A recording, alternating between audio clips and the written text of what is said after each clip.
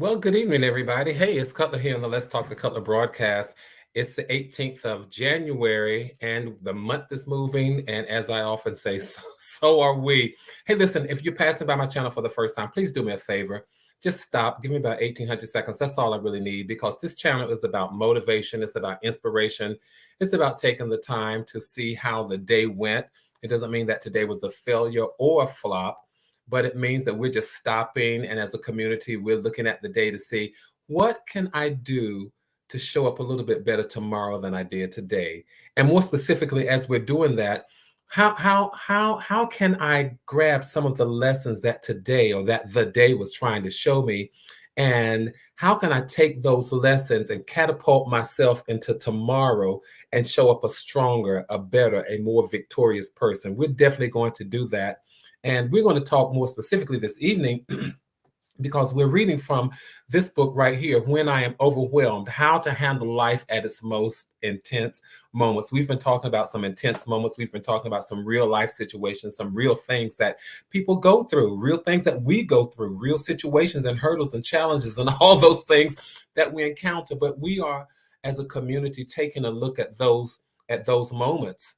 We're taking a look at those situations, and we're doing some reflecting, and we're doing some introspective looking to see how can I handle those intense moments so that I don't drown, so that I am not consumed, so that I am not taken under by those things that take me through or that I have to go through.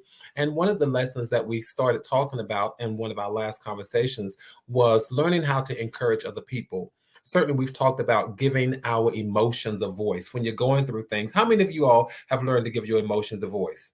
All right. And then sometimes we have to talk to ourselves. But tonight, more specifically, we're going to continue our conversation about encouraging other people. Other people need to hear from you.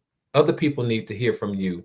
And we're going to talk about that. We're going to talk about it as soon as I come back. But do me a favor, if this is your first time, go ahead and subscribe and then click on that notification icon, because it lets you know whenever I've gone live, whenever I've uploaded new content. And then do me another favor. Do me another favor, if you would. Go ahead and share the broadcast. Tell other people we're talking about real life issues, real life situations, real life drama unfolding, and how to handle those things. Tell somebody, come on, let's talk to Cutler. I promise you, I'll be right back. Okay, I'll see you in just a second.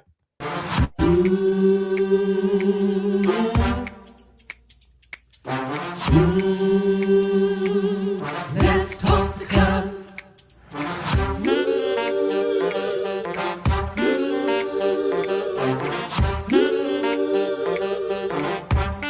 One more thing, like, subscribe and share. Come on, let's talk to God. Woo!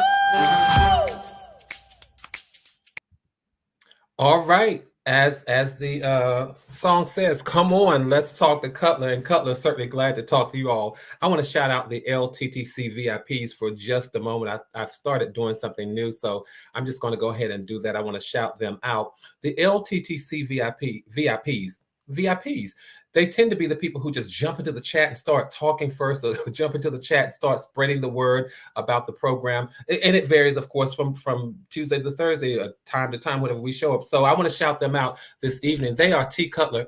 T. Cutler says, "Happy Tuesday, all." That's a message to the community of passengers from T. Cutler, to the community of fellow book readers and virtual book club members. There's a message from Tracy Johnson, who says, "Hey, everyone, good evening." All right, there's the message from Tracy. And then Annie Cutler says, "Let's ride." Of course, the reference there to "let's ride" means that we're riding along the highway and we're doing it together. We're not traveling isolated. We're not traveling just in solitude, but we're going down this highway together. We're going down this highway because as we're walking or riding or driving down this highway, we have a whole caravan. And it is through this book club where we are reading this book, When I Am Overwhelmed, How to Handle Life at Its Most Intense Moments. I want to thank you all, those of you who have been with me for so long. Thank you all so much for just being consistent and for being here. Thank you. Make sure that you go out and tell other people to come and join us. And if they want to get this book, send them on over to Amazon. So listen, just go over to Amazon. Cutler has about 5, 6, 7 books over there. Just go over there and get this book. This book is really one that is just so near and dear to me because it reminds me of how to handle life at its most intense moments. That book spoke to me, and though I wrote it, it spoke to me in a moment when I was going through some dark situations, some dark moments. You all know what I did? I honestly, I picked this book up and I read it because this seemed to have been the book that would have catapulted me into a larger audience as an author. And so that was my hope at the time, and that's what I thought was going to happen. But I believe my faith says to me that God works in mysterious ways. Because while I was thinking that that was going to happen one way, little did I know that years later, a couple of years later, after having written that book, that I would develop this platform. This platform would have been born, and that I would have met so many of you. Not just. I want to share this with you all, so that you can be encouraged. When you go through some things, understand that promise will always be over you, and the one thing that people or circumstances cannot take away from you is promise. One thing that life and challenges and hurdles and trials and tribulations and even other people cannot take away from you is the promise that is on and over your life. And while that may sound very ethereal or theoretical to some people, just from a very basic place of soul and body and spirit, it just means that when the Creator has a promise on and over your life, nobody can say anything to reverse that. So be encouraged. Be true to the convictions that you have that says to you, the convictions that say to you, I'm going to make it. I'm going to get through this. And I'm going to get there in just a moment, you all. But I share this with you because last week, the last time we talked, I told you about a friend of mine whose daughter, his oldest daughter died. He has 8 children, and the oldest daughter died. I called him, and when I got on the phone with him, I was listening to a song that he wrote. He was listening to his own music, so I just heard it in the background, but he was listening to a song that he had written almost 40 years ago. And he wrote this song called Perfect Peace. Many of you have heard this song, Thou will keep you in perfect peace, whose mind is stayed on him. He wrote that song. The song was recorded by Keith Pringle. The song was recorded by Ernest Pugh. The song was recorded by Marvin Sapp, but it was written by a gentleman by the name of Rudolph Stanfield. I called Rudolph, and when I was talking to him, I heard him playing his own music in the background. What am I saying? Sometimes your own words, your own gift that resides in you is enough. I said it last week. You've got enough inside of you to help you get through everything that you're going through.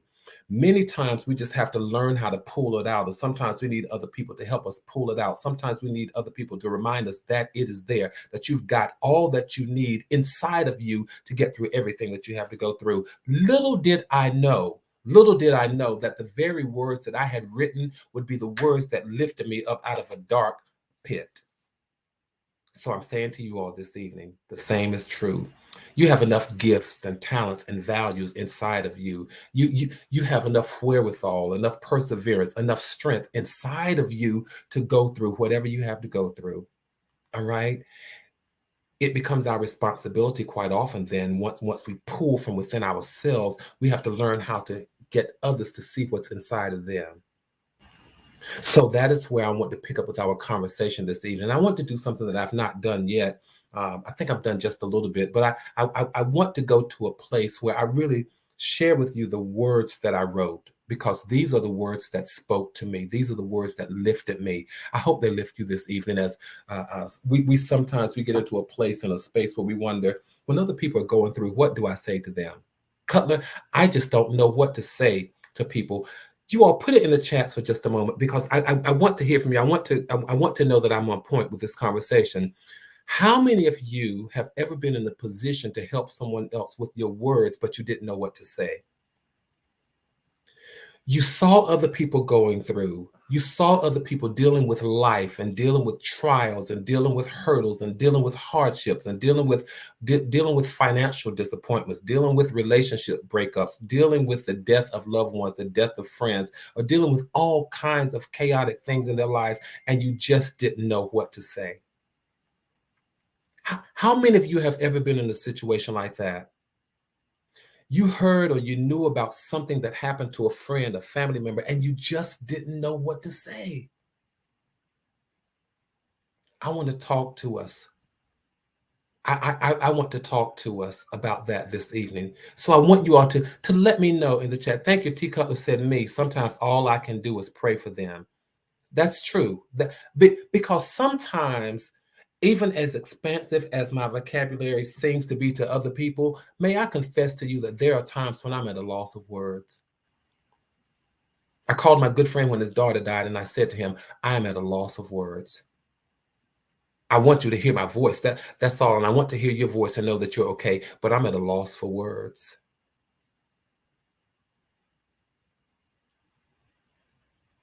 Thank you. I'm reading the comments. A friend's only child died. Those situations leave us speechless. When a friend's parent dies, a friend's only child dies, and those sort of situations. People that you know who seem to have had wonderful relationships and their marriages dissolve. Ain't nothing funny about that. People who had thriving businesses and those businesses go under. Think about what has happened to so many people in the midst of this pandemic. People who have gone bankrupt and wonder, how are they going to make it from not from just paycheck to paycheck, but how are some people going to make it from one day to the next? That is overwhelming. And then many times, thank you, Envy. I see exactly what you're saying. I have felt that sometimes I ask them, what can I do? Because the truth of the matter is, sometimes I've been on the other end. And when I'm overwhelmed, people have said to me, is there anything I can do? Sometimes when you're going through, you can't even grasp around your mind. You can't get your own hands around your mind to say what kind of help you need. And there are people standing off who really want to help and they don't know what to say. Come to think, when you can't even muster up the words yourself to say what kind of help you need, can you imagine how they must feel? Watching you suffer, watching you go through. That is why I wrote this chapter about learning how to encourage other people. Because sometimes, as friends, we feel less than adequate. And the truth of the matter is that we're not adequate. We just feel less than adequate, because if we could, we would reach inside of their chest cavity and massage their hearts. Thank you, Paula D. I see what you're saying. Sometimes all I can do is be a listening ear and a shoulder to lean on during the hard times. So then, Cutler, if you're following along, I want to just read to you this evening, because maybe the tone of my words in writing don't always convey, but guess what? You have the benefit of having the author with you this evening. Thank you for giving me this audience. I want to read it to you as I wrote it. So if you're following along, please feel free to go ahead and turn to page 22. I'm reading beginning on page 22 about always be courteous, because the beginning paragraph, the lead paragraph on page 21 says, how then are we to encourage somebody else? How do I become strength for my weak brother? How do I offer restoration to my falling sister? Perhaps these 3 easy to remember clauses might be of help. Always be courteous, always be considerate, and always be courageous. I call these the ABCs of encouraging other people. May I share those with you? Always be courteous. Courteous, which means kind, is a word that seems to be lost in the age of technology and social media. Please feel free to read along. And even sadder, it seems to be lost in ministry. Sometimes those of us in the church are so focused on being strict, rigid, dogmatic, and committed to following the prescribed behavior of our respective denominations until we forget about being kind and courteous to people. We forget that the tone of how we speak to people is important. Some folks will never receive the ministry of others because they will not be able to get beyond the tone in which the ministry and the message are delivered. Yes, we can have a firm conviction of what we believe, but the Bible says a soft answer turns away wrath. The Bible also instructs us to let your speech always be with grace. We've often heard the maxim that says, it's not always what you say, but it's how you say it. Whatever happened to being kind, even in ministry? The Bible says that the Most High Himself is kind to ungrateful and evil men. If God Himself can be kind and courteous to evil and ungrateful people, then surely we can be courteous enough to encourage our fellow brothers and sisters.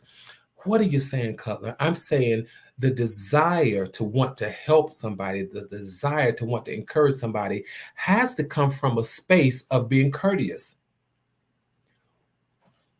You will never encourage anybody unless you have a heart of kindness.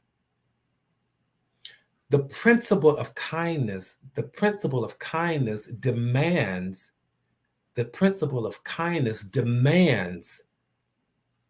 courtesy. You just got to be kind. And this principle demands us to take a look at our tone. And it's not always what we say. Quite often, it's how we say it. And many times we have ample, wonderful, excellent, exceptional advice, great and good and wonderful and mighty and powerful things to say. But we forget sometimes that we can be so dogmatic and so intent on saying it until we forget that the tone in which we deliver it will sometimes prevent and inhibit people from receiving the message. You all have heard it. How many of you have heard what I call the maximum? Maximum is just another word for an overused expression. How many of you have heard the maxim? It's not what you say, but how you say it.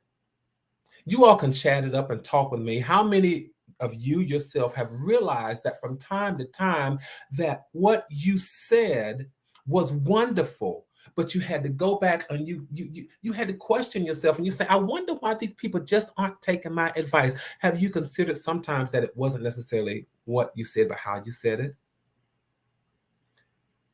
Have you yourself ever been in a situation? I know I have. I've been in a situation where I heard good things coming from people, good things that were said to me, but I had a problem receiving what they said because how they said it was more important than what they said at the moment, because it is the how.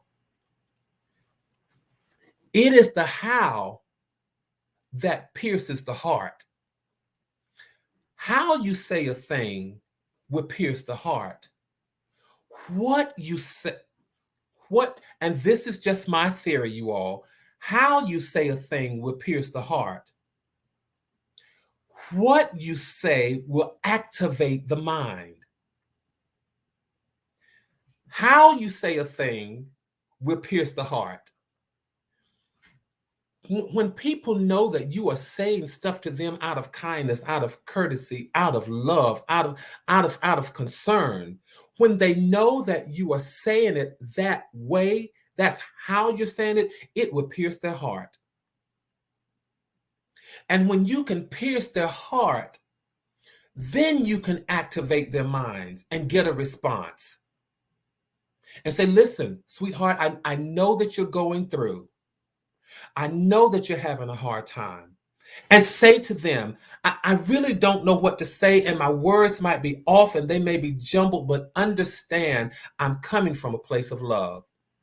I don't know how to articulate these words. I might use some of the wrong words. But what I'm going to try to say to you, please understand that it comes from a place of love, a place of concern, a place of care, a place of me wanting you to be in a better space. Sometimes the art of communication demands that you lay the platform out before you even build your words on it. Say to people, I don't know if this is going to, I don't know if this is going to make sense, but I want you to understand the tone that I'm trying to deliver it in. You all try that. Because J-Song, for you, I'm like you. Sometimes my defenses immediately go up when the approach is wrong, or at least when I perceive that it's wrong. Because maybe you can handle my perception. Maybe you can handle my perception if you tell me before you even get it out of your mouth, because your body language might be saying something totally crazy to me.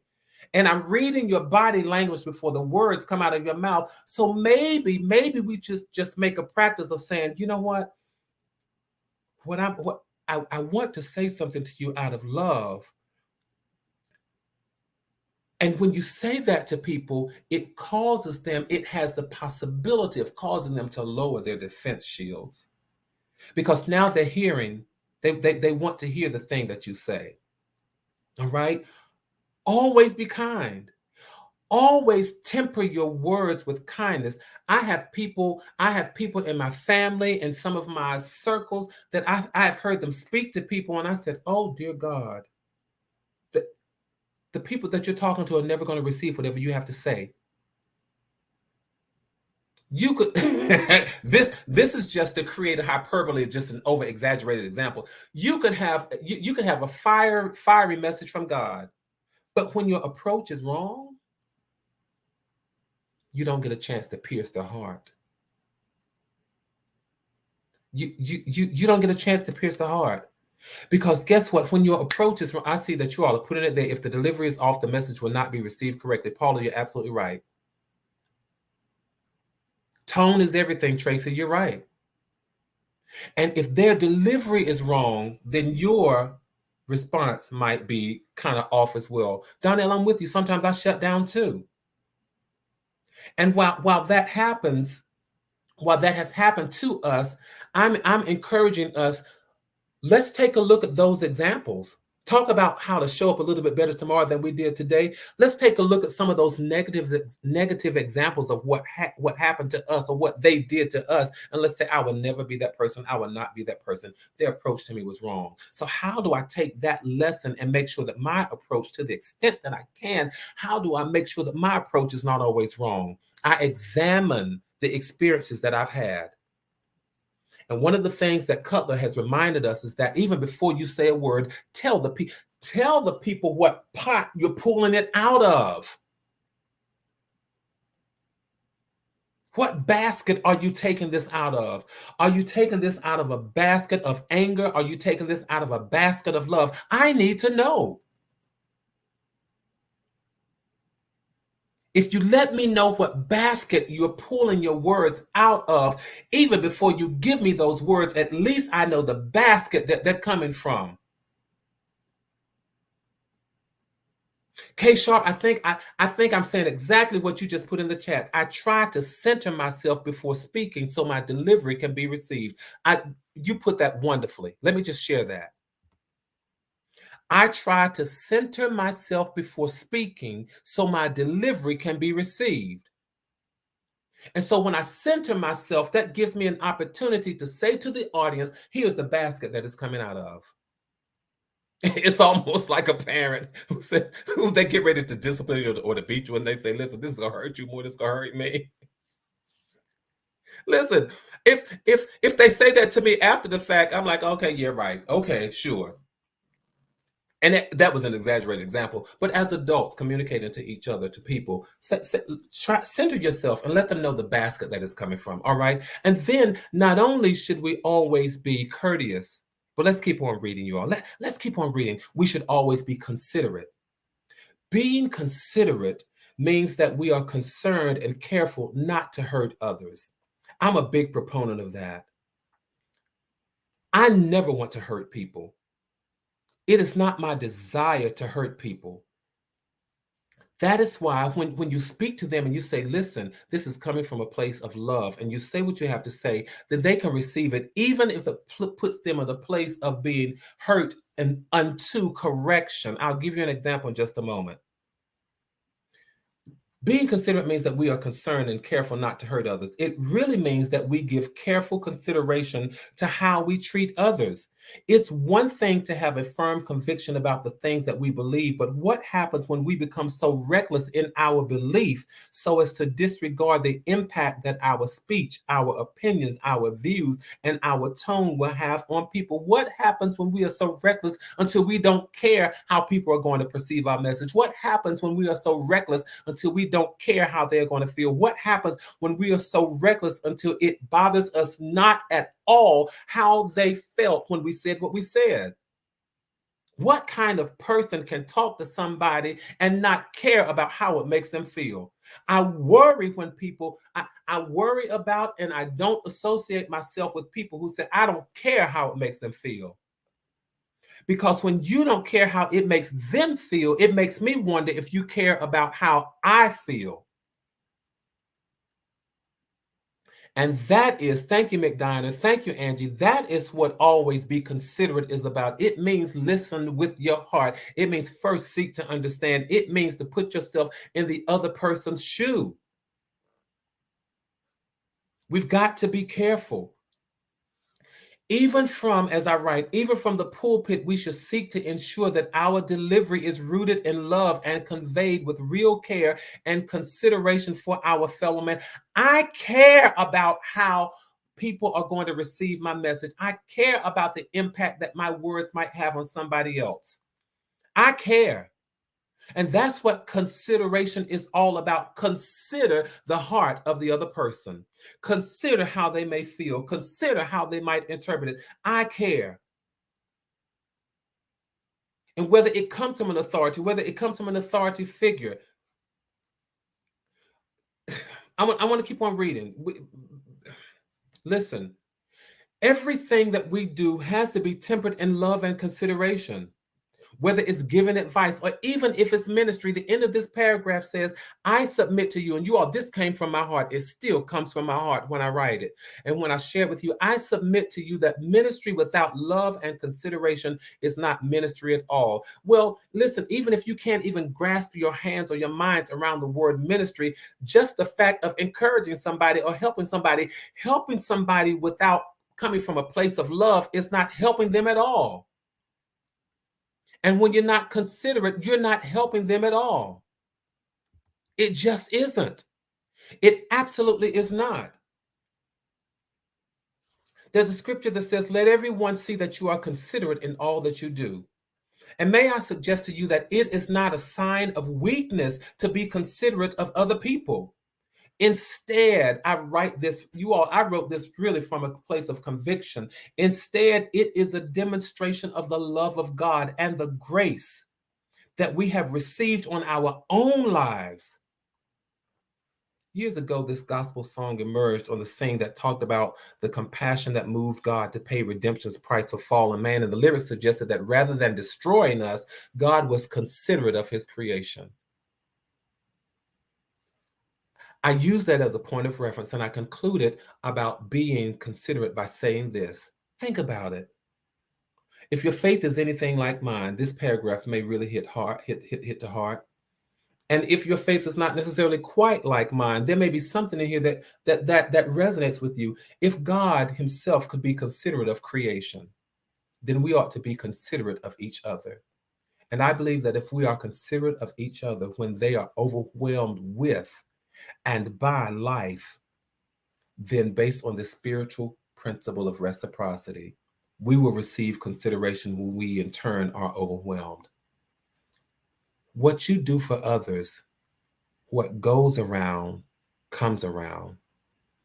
It is true, you all. What goes around comes around. And I want us to learn to be considerate. And then may I just conclude by sharing this. Give me a few extra seconds if you would. Always be courageous. In this day and age of social media, when bad news travels faster than good news, when people are more willing to jump on the bandwagon and crucify people, we believers, body of Christ, no matter who we are, we ought to be courageous enough to speak well of others and of each other. When everybody else wants to jump on the bandwagon and just demonize and castigate folk, We ought to be courageous enough to speak well of each other, even if speaking well is not the most popular thing to do.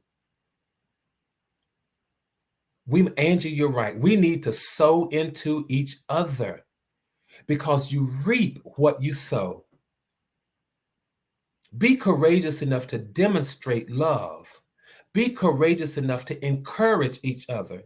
It's so easy to talk about faults and failures and flaws of others, especially if the masses are doing it. So many times we jump on the bandwagon, especially in social media. We jump on the bandwagon simply because other people are doing it.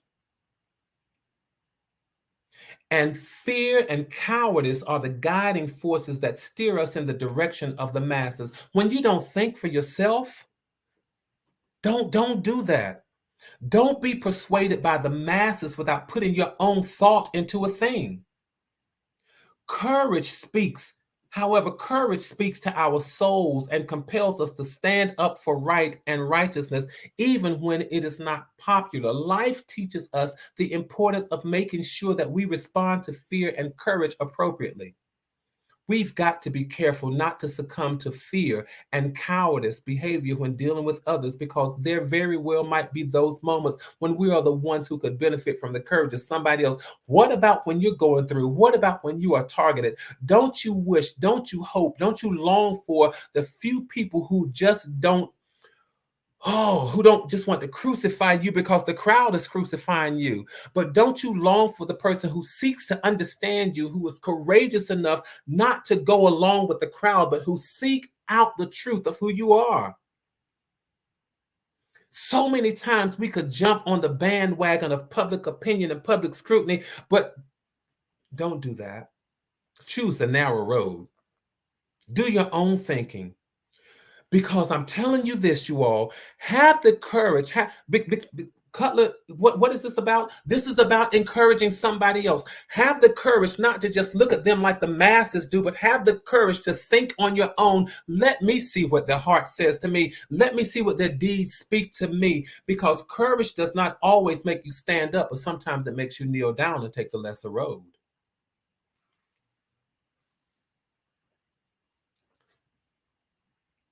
I'll conclude our conversation by sharing this. Speaking of, always be courageous, always be courteous, and always be considerate.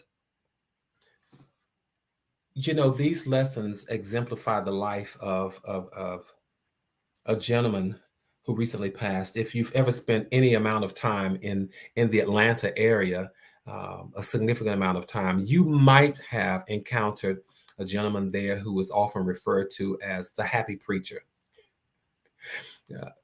The happy preacher was known to show up at all kinds of events, religious events, civic events, social events, political events. And the one thing about him was that he had the courage to follow to walk to the beat of his own horn, to the beat of his own drum. And he quite often took the road that everybody else did not take.